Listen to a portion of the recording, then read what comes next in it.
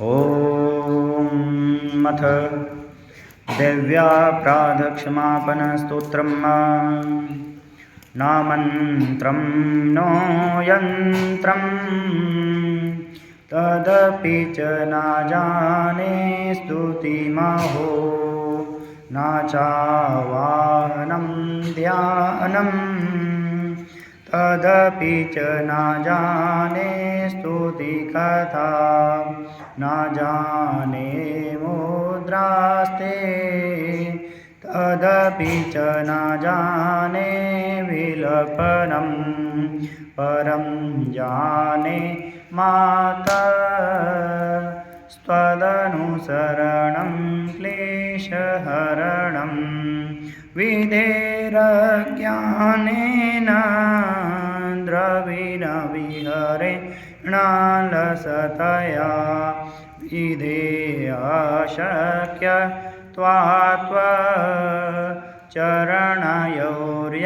चरणयोर्याचोतिर्भो तदेतन्तं क्षन्तव्यं जननि सकलो तारिणि शिवे कुपुत्रो जायेत क्वचिदपि कुमाता न भवति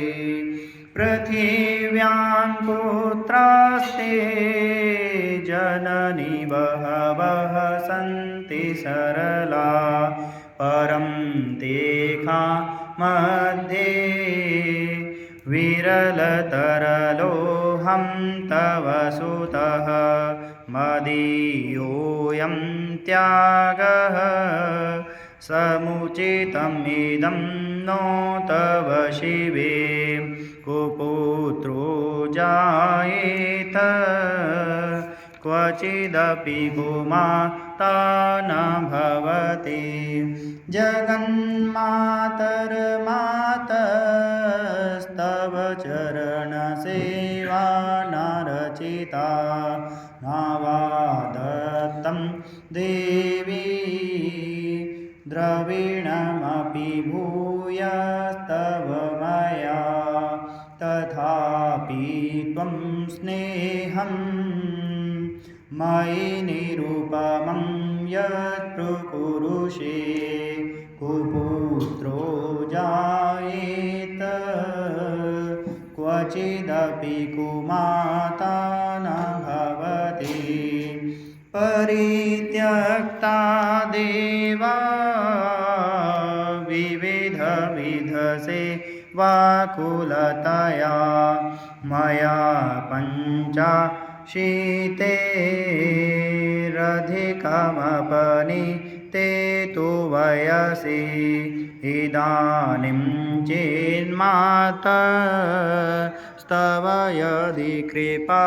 नापि भविता निरालम्बो लम्बो दरजननिकं यामि शरणं श्वपाको जल्पाको भवति मधुपाकोपमगिरा निरातङ्को रङ्को विहरति चिरं कोटिकनकै तवापर्णे करणे विशति मनुवरणे फलमिदं जनको जानीते जननि जपनि यं जपविदो चिताभस्मालेपो गरलमशनं दिक्पटधरौ जटाधारि कंठे भुजगपतिहारी पशुपति कपालीभूतेशो भजति जगदीशेकपदवीं भवानी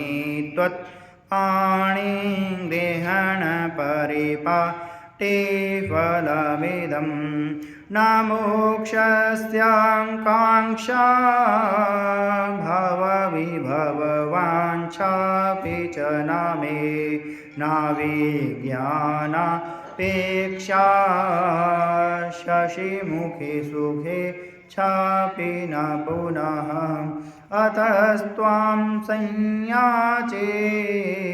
जननि जननं यातु मम वै मृडाणि रुद्राणि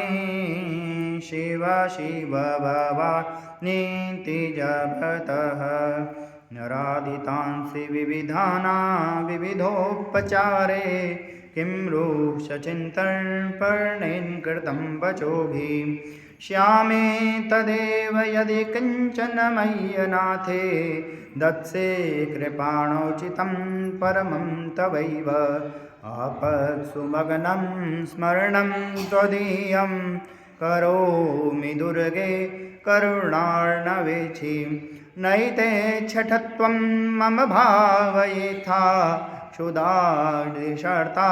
जननीं स्मरन्ति जगदम्बवचित्रमत्र किं परिपूर्णास्ति करुणास्ति चिन्मये अपराधपरं नाथ हैमाता समुपेक्ष्यते सुतं मत्सहपातकी नास्ति पापाग्नि त्वत्समाना हि एवं ज्ञात्वा महादेवी यथा योग्यं तथा कुरु ॐ भूर्भुवस्सुः श्रीभगवत्यै नमः एवं ध्यात्वा महादेवी यथा योग्यं तथा कुरु ॐ अथ श्री शङ्कराचार्यविरचितं दिव्याप्राद क्षामापनस्तोत्रं मा श्रीदुर्गार्पणमस्तु